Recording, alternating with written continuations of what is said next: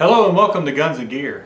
You know, since I've been posting videos here on YouTube, I've gotten questions, and you know, the majority of my videos are about firearms and firearm related topics, and therefore the majority of my questions are as well. And now I try to answer the questions that I can when I know the answer. Sometimes I do not. And there's one question that I've gotten for quite a while that I don't know that I have the right answer to, but I wanted to engage in sharing some thoughts about the matter. And from the title you can tell that's about how much ammunition that you should have in a long-term event, some type of apocalypse that there are those that prepare for. I don't know that there is a concrete answer to your question. I am not an expert by any stretch of the imagination on the subject, but I've tried to engage in a mental exercise to maybe see what kind of parameters, to fathom what could be needed in that regard as far as ammunition. And I'll tell you, every time I think of a worst case scenario, so to speak, I could very easily make it worse or better. You know, I've come to the conclusion that even the setting, there's no perfect setting for a location to be at during such an event. Whether you're in a high population center or in a rural setting, and many people have chosen rural places for a bug out location type of thing. But no matter how remote you are, the next town away, maybe 20 pickup trucks load of individuals head to your location to try to take your resources. In a high population center, maybe you have large groups of people that begin to systematically go door to door, house to house, apartment to apartment to gather resources that they want, that they need. You see, in this apocalyptic type of event, you know, where governments have fallen and there is no economy, there is no manufacturing, very quickly the grocery store shelves will empty. Water systems will begin to falter. People will begin to panic. And many of these people will resort to violence in order to acquire the necessities of life, food and water, for themselves, for their loved ones, their family members.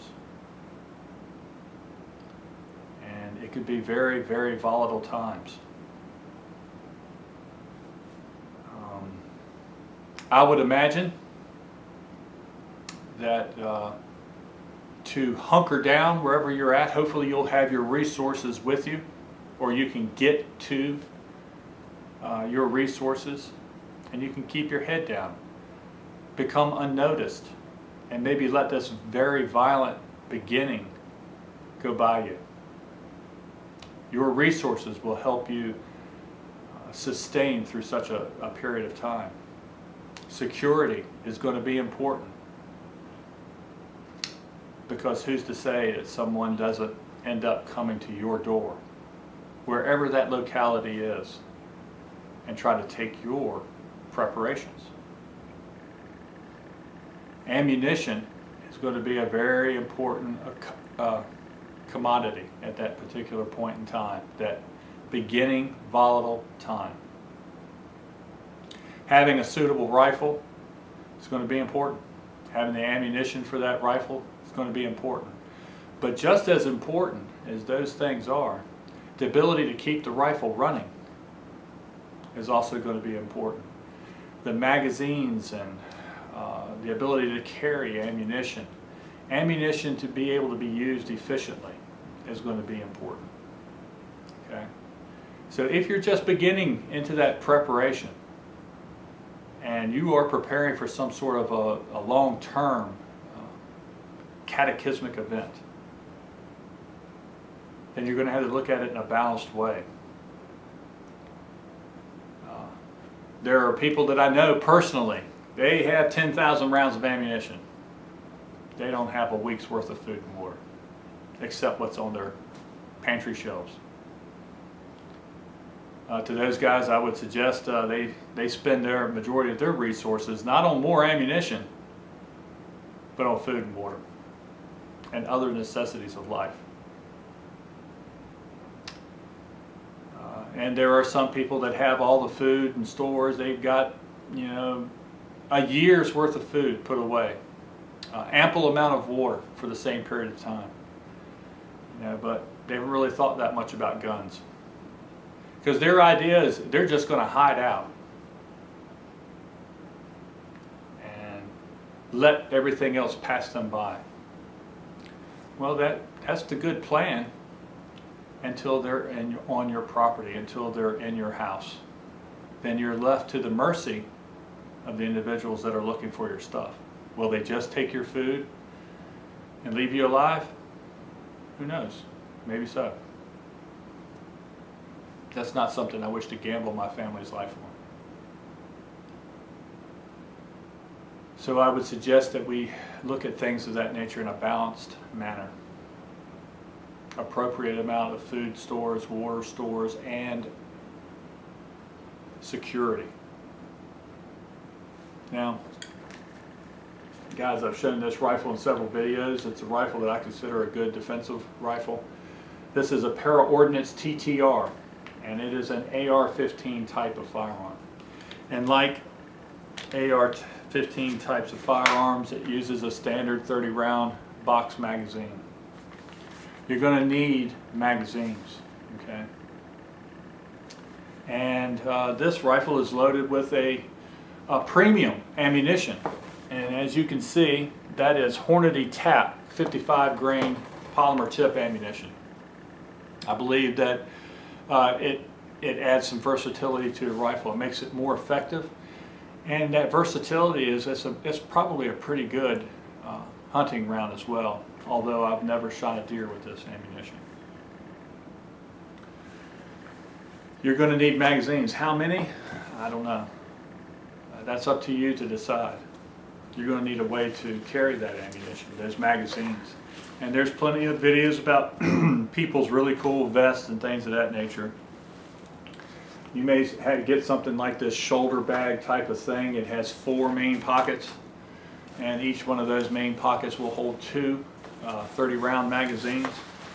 This particular one is made by a company called Alongapo, I think. There's the name of it right there. Hopefully that shows up. They make good quality stuff. I found them out because of looking for something for my M1 Grand, and I've got like a belt slide and belt things for holding the M-block clips for an M1 Grand. Another inexpensive thing that you could do is these really cool bandoliers, right? They've been used in the military for a very, very long time. This bandolier, actually, if you see the writing on it, is for 5.56 10-round stripper clips. Okay. Now this thing has 1, 2, 3, 4, 5, 6, 7 different cells or pockets, and in each one I have 30 rounds of ammunition stored in 10-round stripper clips, just like this right here. Okay. And in each bandolier I also have the loading tool that goes on the magazine. You just sit the stripper clip up inside the loading tool and load your magazine. So let's look at what I have here. Here's 8 magazines. By the way, these magazines are fully loaded, and they're loaded with the premium ammunition, the 55 grain Hornady Tap. Okay. So at a moment's notice, I can deploy my rifle with 8 fully loaded magazines. Is that enough? I don't know. Does having ammunition available that could easily reload my magazines, is this enough? I don't know. But for transportation or even for carrying, this is small and it doesn't take up very much room. You can put this bandolier over your shoulder to transport it if you had to go out on foot. Something to think about. I still see these bandoliers at gun shows. Matter of fact, the last one I went to, the guy had a big box full of them, different kinds. I was actually able to pick up a couple more of these right here, which these bandoliers were made to hold the M1 Garand in-block clip loaded with ammunition. Right there. 8 rounds in each one of these pockets of ammunition loaded in the M-block clip for my M1 Garand. Again, look at the room that it takes. Nothing. And it's somewhat organized. You're going to need to think about stuff of that nature. You're going to need to think about the magazines and sometimes the parts, followers and magazine springs. The magazines themselves could become damaged. You're going to have to think about those things. Make sure that you have plenty of them. Just don't store your ammo in boxes or those spam cans that you see so often on videos. A lot of people like the Mosin Nagant, and because of its affordability, they have chosen that for a defensive rifle. And they've gathered up ammunition in those really big spam can things. Well, if you don't have a way to effectively load your rifle, then you're left with just a handful of ammunition, trying to write that ammunition and load it one by one into your rifle. Get some stripper clips, guys. This allows you to have 5 rounds at the ready. Very easily put it in the top of the rifle and load your rifle. Much more efficient, much more effective. Good way to carry your ammunition as well. Okay, so get some stripper clips. Folks that have SKSs, get the stripper clips for those things. You can keep an SKS in the fight. You learn how to load that 10-round magazine with the stripper clips. If you have handguns, you're going to want magazines. You're going to want a way to load those magazines. That Up-Lola thing is really awesome. I have one of those things. What else? Look at here. If you have revolvers, then get some speed strips or some speed loaders.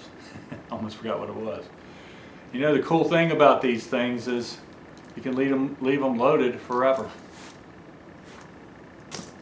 You're also going to have to learn how to store your ammunition, guys. If you live in a hot and humid area, let me tell you something. The biggest enemy of ammunition is humidity. With the generation grid down, there's no air conditioning. You're going to have to find a place to store your ammunition that will keep humidity away from it. There's very few cool, dry places here where I live. Main reason is I live near the coast. There's no basements. There's very little options in the way of underground storage for anything, much less ammunition. So keep that in mind. Understand that some ammunition are going to weather better than others. The very worst ammunition to humidity and changes in weather is .22 long rifle. Understand that there's a very good reason that technology of the rimfire ammunition was replaced a very, very, very long time ago. Alright guys, so things for you to think about. At any rate, I appreciate you watching, and remember to shoot straight on the range and in life. Thanks.